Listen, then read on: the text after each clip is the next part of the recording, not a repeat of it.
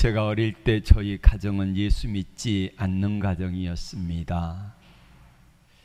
그래서 어릴 때에 예수 믿지 않는 가정에서 특별히 먹을 것이 풍성한 시간은 제사 드리는 날입니다.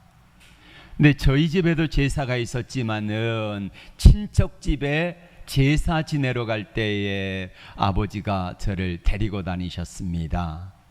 그러면은 쌀 한 2대밭 정도 이렇게 해서 그릇에 담고 그걸 들고 제가 줄레줄레 따라 나섭니다. 그러면은 그거 가지고 가가지고 제사 지내는 집에 가면은 떡도 있고 과일도 있고 하여간 고기도 있고 모든 게 다 풍성해서 먹는 게 좋았어요. 최고의 기쁨 중에 하나가 그거였지 않습니까?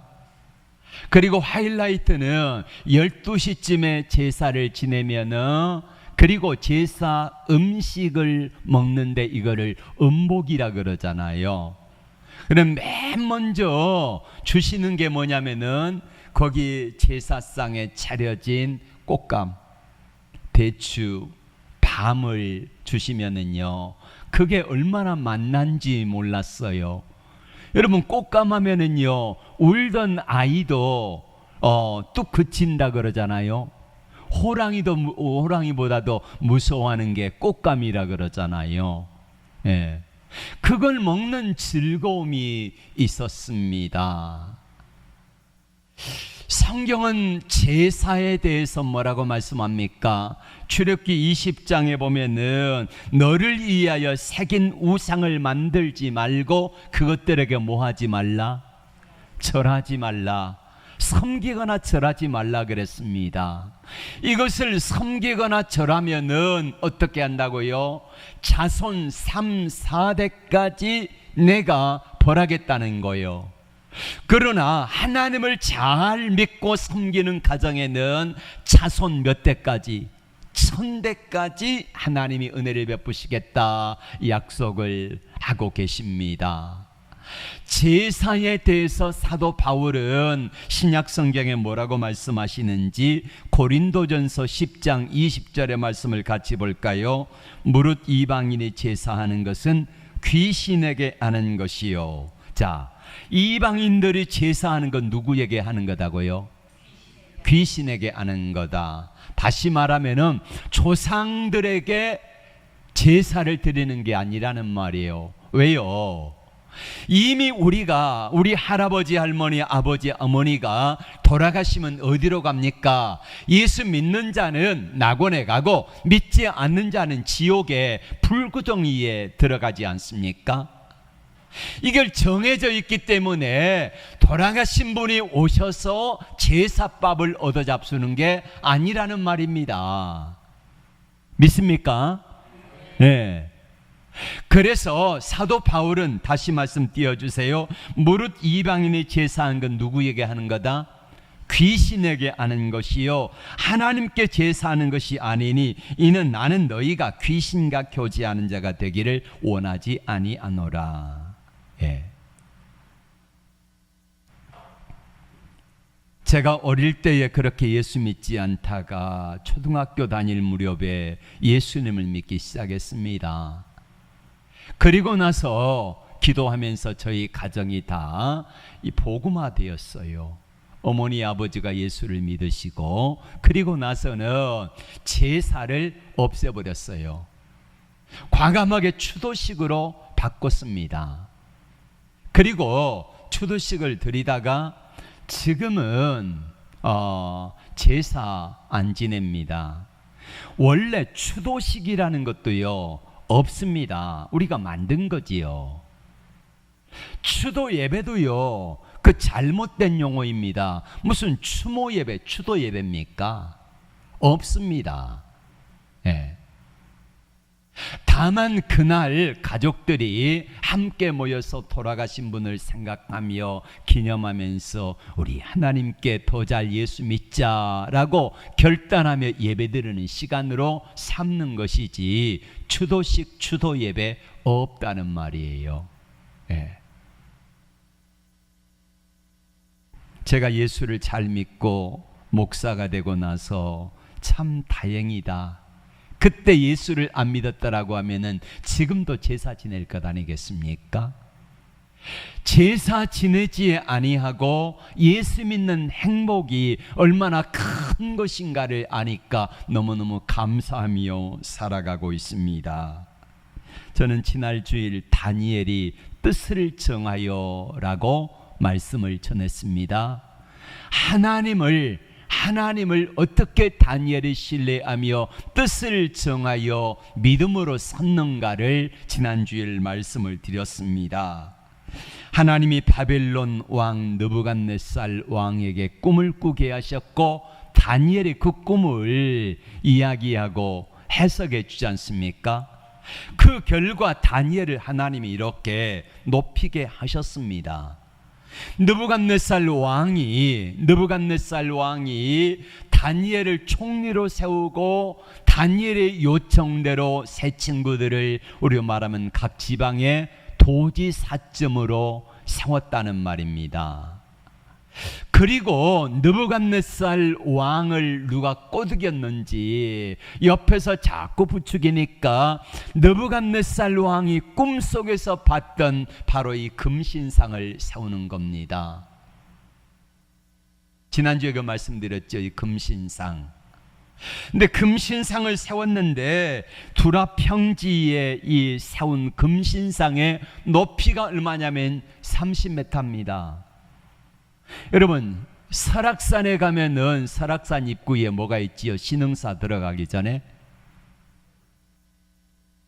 부처상이 있잖아요. 부처상이 어떻게 하고 있습니까? 이렇게 하고 있습니까? 네. 네. 근데 그 높이가 좌대를 빼고 높이가 얼마냐면은 14.5m입니다. 14.5m. 그럼 그보다 2배나 큰 게 이 금신상이에요. 치워주세요. 네. 치워달라고. 네. 이보다 2배나 큰 이 금신상을 두라 평지에 세우고 그리고 각 지방의 모든 높은 사람들을 다 불렀습니다. 백성들이 다 모였습니다.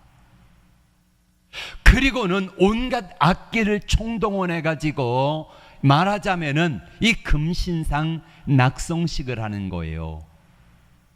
그때 그 앞에 다 엎드려 절하는 겁니다. 왕도 절하고 모든 사람들이 그 앞에 절하는데 딱 3사람 절하지 않는 사람이 있습니다. 누굽니까? 다니엘의 3 친구들입니다. 여기 다니엘이 나오지 않는 거 보면은 다니엘은 아마 출장을 갔든지 아니면은 다른 데 있었던 것 같아요. 다니엘의 3 친구 사드락과 메삭과 아벳느고가 절하지 아니하고 뻣뻣이 서 있는 모습을 보고 이 3사람을 시기하는 사람들이 느부갓네살 왕에게 일러 바친 거예요.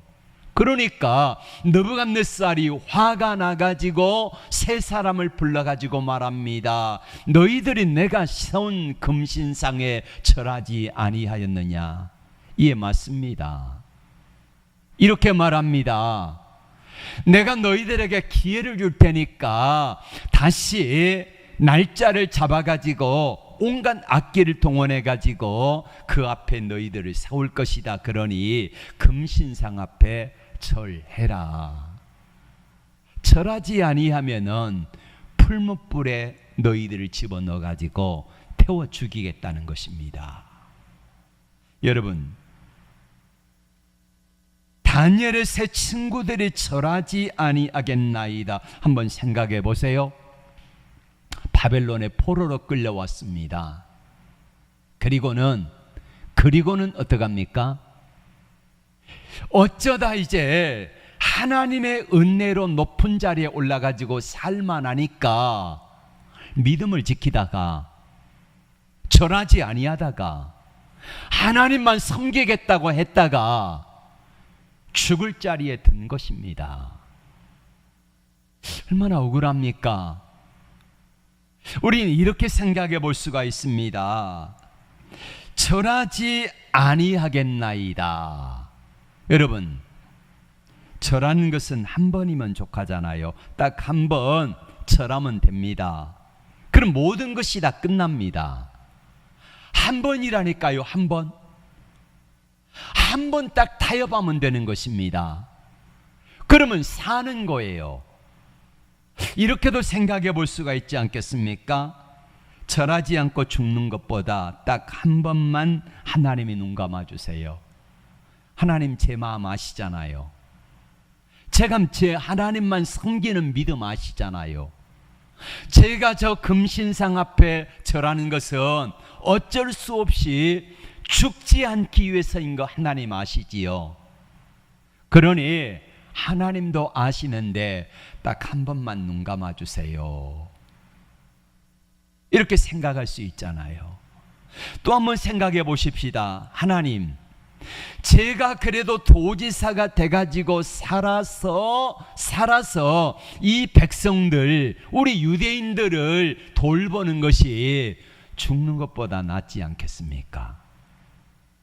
이런 생각할 수 있잖아요. 여러분 같으면 어떡하시겠습니까? 딱 한 번입니다. 한 번만 타협하면 죽지 않아요. 한 번만 타협하면은 그러면 높은 자리에 있을 수 있어요. 내가 한 번만 타협하고 절하면은 그러면은 어떡합니까? 유대인들 높은 자리에서 데려다가 내 밑에 쓸 수 있잖아요. 내 백성을 보호할 수 있잖아요. 아니, 내 백성이 아니라 하나님의 백성들을 보호하는데 얼마든지 쓸 수 있잖아요. 하나님, 이게 더 낫지 않습니까? 라고 이 다니엘의 세 친구들이 얼마나 마음속에 갈등을 겪었을까요? 일제강점기에 일본의 신사를 우리나라에 들어왔습니다. 여러분, 8월 15일 날이 우리나라는 광복 해방 날이지 않습니까? 해방한 날인데 그 날을 일본은 뭘로 지킵니까? 폐망일입니다. 폐망일. 그래서 8월 15일이 되어지면은 일본은 야스군이라고 하는 신사에, 이름도 야스쿠리 하지요. 야스군이라고 하는 신사에 가가지고 일본 총리가 내각 강요들과 함께 절하러 갑니다. 왜요? 2차 대전 때 많은 사람들이, 군인들이 죽었는데 그 죽은 사람들의 혼령을, 신위를 거기다가 세워놓고 절하는 것입니다. 이 신사를 일제강점기에 우리나라에도 가져와 가지고 우리로 말하면은 각 마을마다, 동마다 다 하나씩 세운 거예요. 그리고는 거기다 갖다 절하라는 겁니다. 그래서 의무적으로 학생들은 거기 동원돼 가지고 신사 앞에 가가지고 절했습니다. 이때 이것을 강력하게 반대했던 사람들이 독립운동가들하고 지식인들, 그런 사람들이 거절을 했고요. 또 거절한 사람들이 누굴까요? 예수 믿는 사람들이 거절했습니다. 그래서 신사 앞에 가가지고 절했던 사람들은 괜찮았는데 끝까지 절하지 아니한 사람들은 감옥에 간 거예요. 우리나라의 서울의 그 을지로에 가면은 영락교회라고 있습니다. 이북에서 남쪽으로 내려온 사람들이 세운 교회가 영락교회인데, 영락교회를 세우신 분이 바로 고 한경직 목사님입니다. 이분이 기독교의 노벨상이라고 하는 상이 있는데 이 상이 템플던 상입니다. 독일에 가가지고 이 상을 받고 돌아오니까 영락교회에서 장로들이 이제 축하연을 베풀었습니다. 그때에 고 한경직 목사님이 그 자리에서 이렇게 말을 했습니다. 저는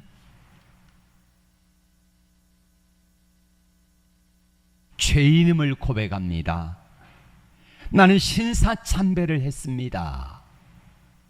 이런 죄인이 살아남아 이런 영광스러운 상을 받고, 그리고 한국교회를 위해서 작은아마 공헌할 수 있어서 감사합니다, 이렇게 말을 했어요.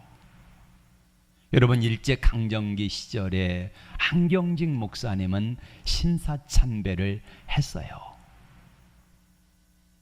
대부분의 목회자, 장로, 교회 성도들이 신사참배를 했습니다. 그러나 끝까지 신사참배를 하지 아니한 성도들은 감옥에 갇혔습니다. 일제의 앞잡이가 된 목사들도 많았어요. 우리 한국교회, 우리 대한예수교 장로의 총회장이었던 홍택기 목사라고 하는 사람이, 이 사람이 친일파입니다. 그래서 우리 한국교회 목사, 장로들, 성도들에게 이렇게 말을 했습니다. 교회에서 성도들이 신사참배를 하는 것은, 이것은 우상에게 절하는 것이 아니라 국민의례와 같다. 여러분, 우리가 국민의례하면 어떡합니까? 굳게 대하여 격려하면은 우리가 가슴에 손을 얹고 나는 자랑스러운 태극기 앞에 이렇게 하면서 이렇게 하잖아요. 묵도하잖아요. 네. 여러분, 태극기 앞에 우리가 이렇게 하는 게 절하는 겁니까?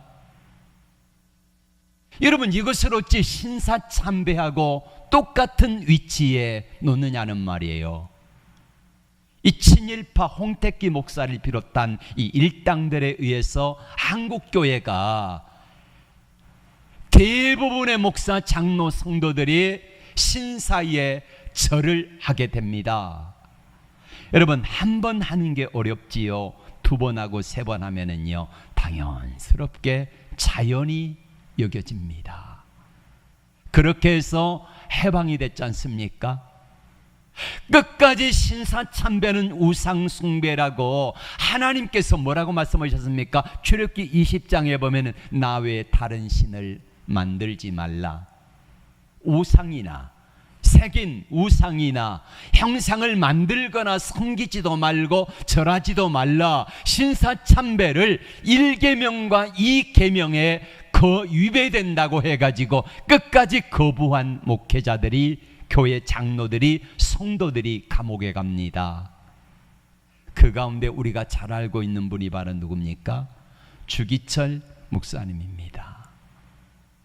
일제강점기 시절에 일본 경찰들이, 순사들이 어느 날 주기철 목사님이 감옥에서 옥고를 치르면서 고생하면서 많은 회의도 했어요.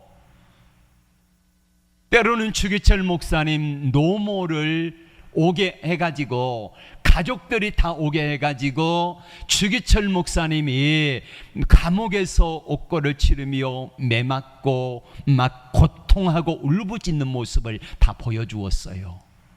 왜? 가족들이 설득 좀 하라고. 근데 오히려 노모하고 사모님하고 자녀들은 이렇게 말합니다. 우리는 걱정하지 마시고 하나님 앞에 믿음을 지키세요. 그렇게 해도 안 되니까 어느 날 주기철 목사님을 차에 태우더니 이렇게 말합니다. 내가 지금 우리가 차를 타고 신사 앞을 지나갈 것이다. 그러니 주 목사, 여기 너하고 나하고 밖에 없다. 아는 사람도 없다. 그러니 조용히 저기 신사를 지나갈 때에 신사 쪽으로 고개만 살짝 돌려가지고 거기를 쳐다보면은 신사 참배한 걸로 인정해 줄 테니까 고개만 살짝 돌리라는 거예요. 여러분, 주 목사님 얼마나 마음속에 갈등이 있었겠습니까? 목요, 그 병든 노모가 계십니다. 또 아내가 있고요, 자식들이 있습니다. 그러면 이 문제를 간단하게 해결할 수 있는 것은 이겁니다. 신사 앞을 지나갈 때에 다른 사람들이 안 봐요.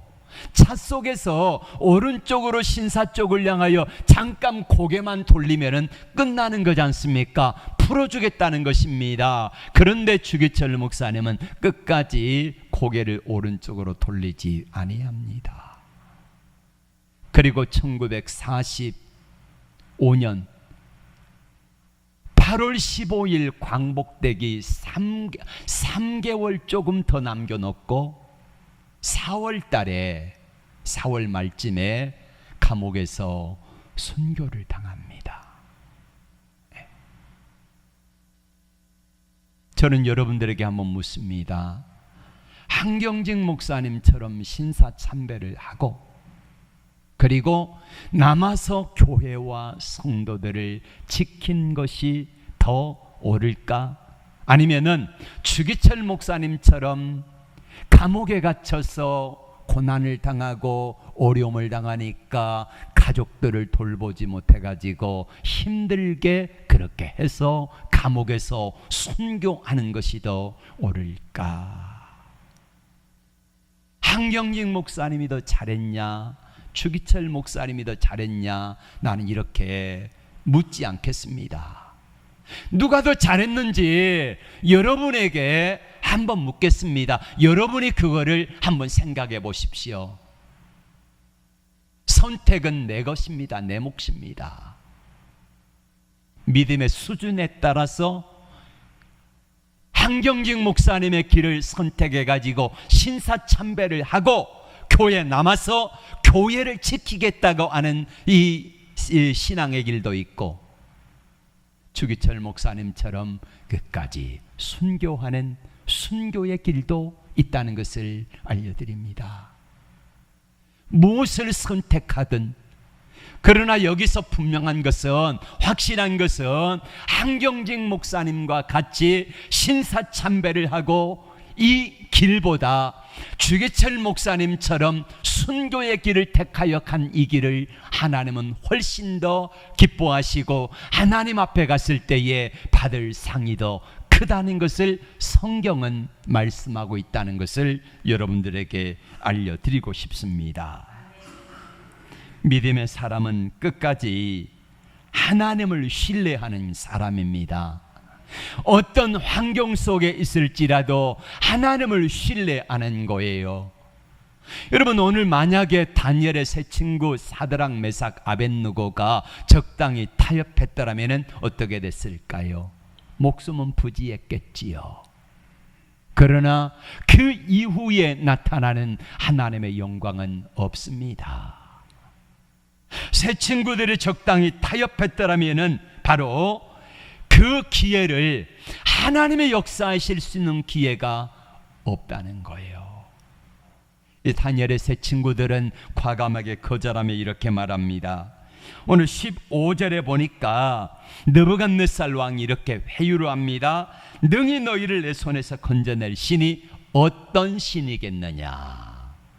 내 손에서 건져낼 신이 없었다는 것입니다. 자, 저를 봐주세요. 여러분, 이 느부갓네살 왕이 지난주일 말씀드렸던 다니엘 앞에서 넙죽 절하지 않습니까?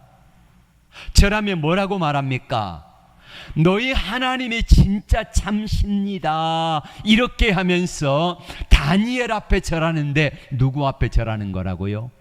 하나님 앞에 절하는 거지 않습니까? 이랬던 느부갓네살 왕이 내 손에서 건져낼 신이 어디가 있겠냐 하면서 하나님 앞에 맞짱 뜨자고 달려들고 있어요. 그러면서 한수를 덧듭니다. 여러분, 다니엘 3장 16절에서 이렇게 말합니다. 사드락, 메삭, 아벳느고가 왕에게 대답하여 이르시되, 시작, 느부갓네살이여, 우리가 이에 대하여 왕에게 대답할 필요가 없나이다. 뭡니까? 너 절할래 아니면 죽을래? 그러니까 이 다니엘의 친구들이 뭐예요? 내가 대답할 가치가 없다는 거예요. 뭘 선택하겠다는 것입니까? 절할지언정 뭐 차라리 죽는 길을 택하겠습니다. 17절 말씀 같이 볼까요? 시작.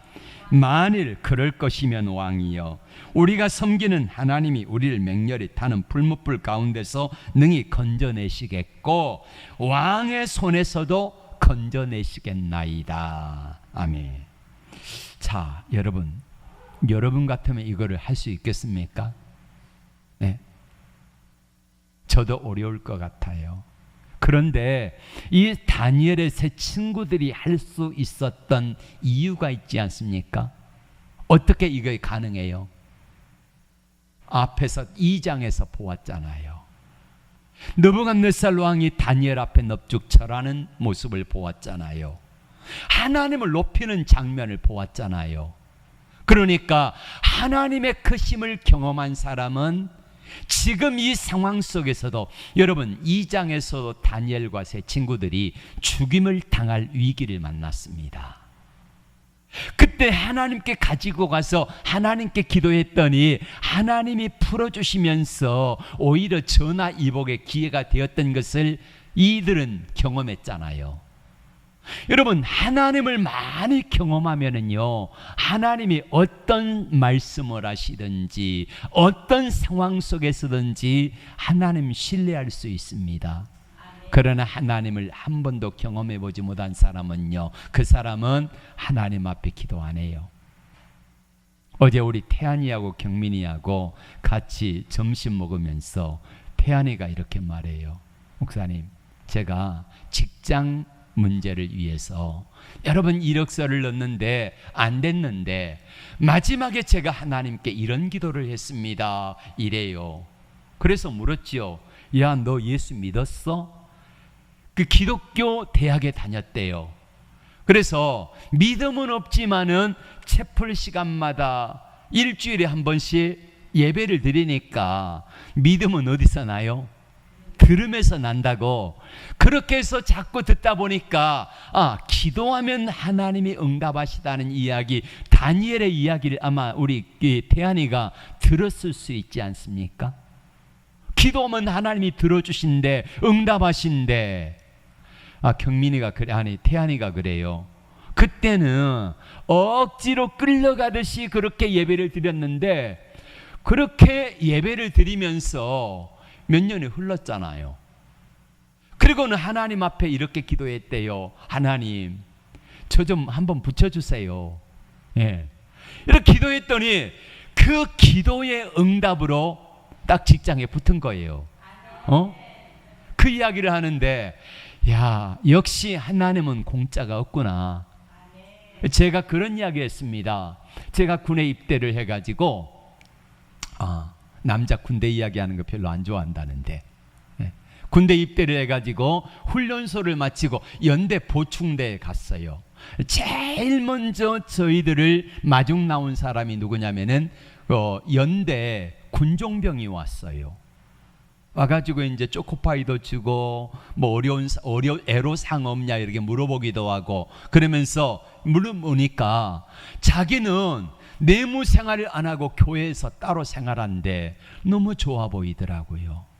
부러워 보여. 그래서 제가 하나님께 저 편리하자고 이렇게 기도했습니다. 하나님, 저 자리 놔주세요. 근데 진짜로요, 그로부터 10개월이 안 돼가지고 제가 그 자리 갔지 않습니까? 연대 군종병으로. 그리고 저 정말 행복하게 군 생활했어요. 내무 생활 안 하고요, 군목 목사님하고 같이 방 2개에서 하나씩 쓰면서 그렇게 마음껏 자고 싶을 때 자고, 근무도 안 서고요, 훈련도 안 받고요.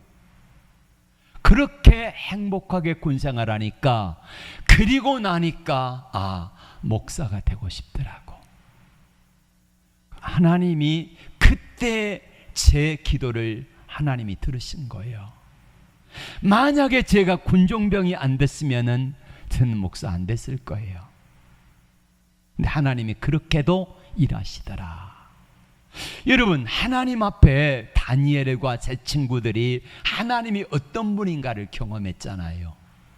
얼마나 크신 하나님이신지, 좋으신 하나님이신지를 경험하면서 기도하니까, 여러분 한번 물어봅시다. 이 다니엘의 세 친구들이 결국에는 풀무불 속에 들어갑니다. 풀무불 속에 들어갈 때에 이렇게 세 친구들이 말합니다.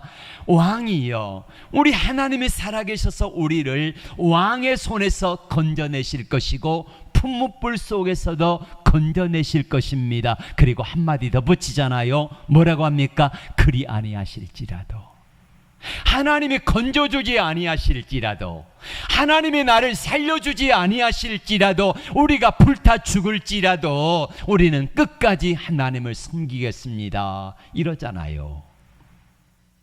그렇게 해서 선택해가지고 세 친구들을 군인들이 풀무불 속에 집어넣습니다. 그런데 이 풀무불이 평소보다 몇 배나 더 뜨겁게 해요? 7배나 더 뜨겁게 해가지고 집어넣으니까 다니엘의 세 친구들을 꽁꽁 묶어가지고 그렇게 해서 풀무불 속에 집어넣는데, 집어넣으러 간 군인들이 타져 죽을 정도예요. 그리고 세 사람을 집어넣네.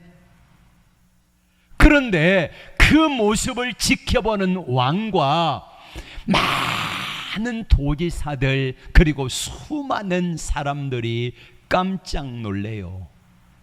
몇 사람 집어넣었어요? 세 사람 집어넣는데 몇 사람이 보여요? 네 사람이 보여요. 그러면서 왕이 말합니다. 야, 세 사람 집어넣는데, 저들이 세 사람을 집어넣을 때 어떻게 넣었어요?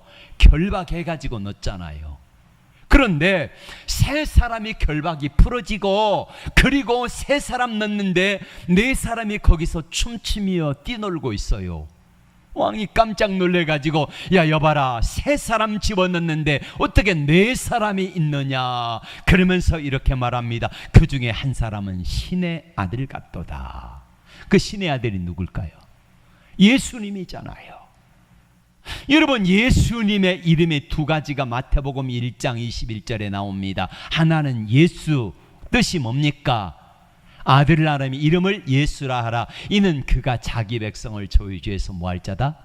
구원할 자다. 구원자라. 그리고 마태복음 1장 23절에 이렇게 말씀합니다. 그 이름을 뭐라 하라?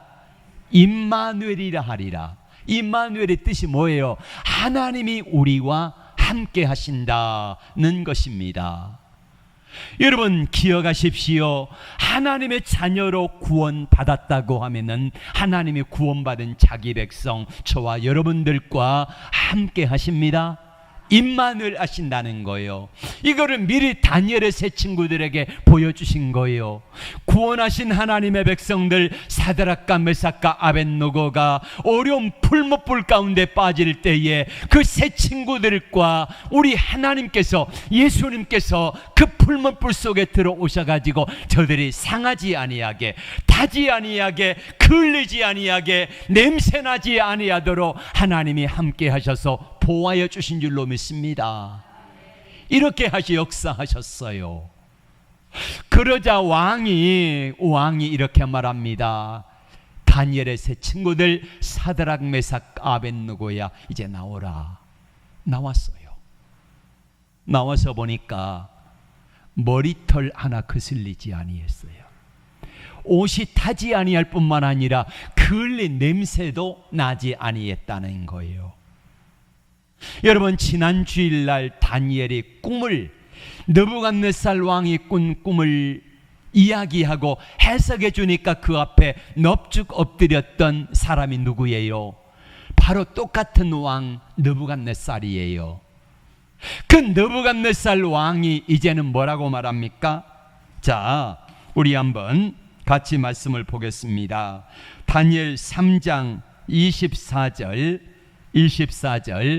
시작. 그때에 느부갓네살 왕이 놀라 급히 일어나서 모사들에게 물어 이르되, 우리가 결박하여 불 가운데 던진 자는 세 사람이 아니었느냐? 그들이 왕에게 대답하여 이르되 왕이여 올소이다 하더라. 왕이 또 말하여 이르되 내가 보니 결박되지 아니한 네 사람이 불 가운데로 다니는데 상하지도 아니하였고 그 넷째 모양은 신들의 아들과도 같았다. 이렇게 말하고 있습니다. 그래서 이 세 친구들이 나올 때에 자 거기서 뭐라고 말합니까? 26절 시작. 느부갓네살이 맹렬히 타는 풀무불 아기 가까이 가서 불러 이르되 지극히 높으신 하나님의 종 사드락 메삭 아벳느고야 나와서 이리로 오라 하매 사드락과 메삭과 아벳느고가 불 가운데서 나온지라. 총독과 지사와 행정관과 왕의 모사들이 모여 이 사람들을 본즉 불이 능히 그들의 몸을 해하지 못하였고 머리털로 걸리지 아니하였고 겉옷빛도 변하지 아니하였고 불탄 냄새도 없었더라. 아멘. 여러분, 이렇게 다니엘의 친구들처럼 하기가 쉬워요, 어려워요? 어려워요. 그런데 어떤 사람은 할 수 있다고요? 하나님을 경험한 사람은 할 수 있어요. 하나님께 기도했던 경험이 있잖아요. 응답받은 경험이 있잖아요. 그러니까 그 상황 속에서 목숨 거는 거예요. 2장에서 다니엘이 목숨 걸었잖아요. 기도했더니 하나님이 만나주시고 응답하시고 높여주신 걸 경험했잖아요. 그러니까 3장에서 다니엘의 세 친구 사드락 메삭 아벳느고가 하나님을 경험했던 그 경험으로 다시 기도했더니 하나님이 역사하시는데 28절 말씀 같이 봅니다. 시작. 느부갓네살이 말하여 이르되 사드락과 메삭과 아벳느고의 하나님을 찬송할지려다.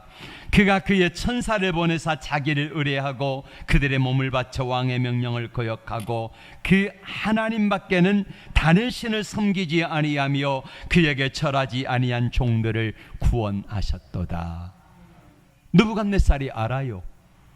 내 명령을 거역하고 하나님을 섬기겠다고 하는 이 세 사람의 믿음을 보시고 하나님이 내 손에서 풀무불 가운데 건져내셨다. 자, 29절. 그러므로 이제 내가 조서를 내리노니 각 백성과 각 나라와 각 언어를 말하는 자가 모두 사드락과 메삭과 아벳느고의 하나님께 경솔히 말하던 큰 소리로 그 몸을 쪼개고 그 집을 걸음터로 삼을지니 이는 이같이 사람을 구원한 다른 신이 없었음이었더라. 네. 이렇게 선포합니다. 그리고 30절이 놀라워요. 시작. 왕이 드디어 사드락과 메삭과 아벳느고를 바벨론 지방에서 폭높이니라. 다시 말하면은 다니엘은 총리고 세 친구들은 각 지방의 도지사급인데 도도요. 여러분, 강원도 도지사하고 경기 도지사하고 급이 다르잖아요. 그죠? 네. 제주 도지사하고 경기 도지사하고 급이 다른 것처럼 이 세 사람을 우리로 말하면은 서울 수도권 근방에 최고 좋은 요직에 앉혔더라. 이렇게 결말을 맺고 있습니다. 여러분, 나의 믿음의 행동이 때로는 바보 같아요. 한 번만 타협하면 되는데, 눈 한 번만 딱 감고 타협하면 되는데, 제가 서두에 한경직 목사님과 성도들이 우리가 우상숭배라고 하는 바로 그 신사참배를 강행했습니다. 그리고 교회를 지켰어요. 반대로 신사참배에 거부하고 감옥에 갔습니다. 그리고 해방되었지 않습니까? 해방돼서 감옥에서 나온 성도들을 이른바 추록 성도라고 말합니다. 감옥에서 많은 고난을 당하여서 어떤 분은 한쪽 다리를 절른 사람, 어떤 분은 너무 많이 맞아가지고 감옥에서 나오자마자 하늘나라 간 분들, 이런 분들이 있었습니다. 그래서 추록 성도들이 세운 교단이 뭐냐면요, 부산에 가면은 고려 신학교라고 있어요. 고신파. 예. 이분들이 이렇게 말했습니다. 한국교회를 향하여. 한국교회 목사 장로들이요, 하나님 앞에 석고대죄하고 그리고 참회하고 목사와 장로직을 내려놓고 하나님의 처분을 기다리라. 결국에는 그래서 추록 성도들이 똑같은 장로 교인들이었는데 흩어졌잖아요. 나뉘어지게 됩니다. 여러분, 한경직 목사님이 낫냐, 주기철 목사님이 낫느냐, 상황에 따라서 어떤 분은 나는 한경직 목사님과 같은 그 길을 택하겠다 하는 분도 있고, 딱 몇 번 눈 감고 신사참배하면서 하나님 죄송합니다, 신사참배하고 와서 회개해요. 신사참배하고 와서 또 회개해요. 그러면서 교회를 지켜요. 이런 길을 나는 택하겠다. 또 주기철 목사님과 부산의 고신측 교회 성도들처럼 우리는 절대로 타협하지 않겠다, 이 믿음을 가진 분들도 있습니다. 여러분, 누가 더 낫냐, 누가 더 나으냐, 이것으로 판단하고 정죄하지 않겠습니다. 이거는 나의 믿음의 선택이고 그 믿음의 선택의 결과를 나중에는 받기 때문에, 만약에 다니엘이 한번 이거를 타협하는 길을 택했다고 하면은 어떻게 됐을까요? 다음 주 말씀드리겠지만은 다니엘의 사자굴에 들어가는 거 역시 마찬가지입니다. 오늘 새 친구들이 풀무불에 들어가지 않는 대신에 딱 한 번 눈 감고 금신상 앞에 절하는 길을 선택했다라면 어떻게 됐을까요? 많은 사람들이 적당히 타협하며 살아갑니다. 믿음의 편지를 가지고 살아갑니다. 문제는 이것입니다. 한 번 타협하면은요, 한 번 타협하고 한 번 머리를 숙이면은요, 두 번, 세 번, 네 번은 쉽다는 겁니다. 그리고 믿음의 회복하기가 힘들다는 거예요. 여러분, 할 수만 있다고 하면은 하나님을 많이 경험하시기를 바랍니다. 하나님 앞에 기도하여 응답받은 경험이 많이 쌓이면은요, 절대 타협하지 않아요. 왜요? 하나님이 살아계신 것을 안다고 하면은 타협의 길을 선택하지 아니하고 끝까지 믿음의 길을 선택하게 될 것입니다. 다니엘의 새 친구들처럼 타협하지 아니하고 끝까지 믿음의 길을 선택할 수 있는 이 길을 선택하며 가는 그런 믿음과 은혜를 하나님이 주시기를 주의 이름으로 축복합니다. 기도합니다.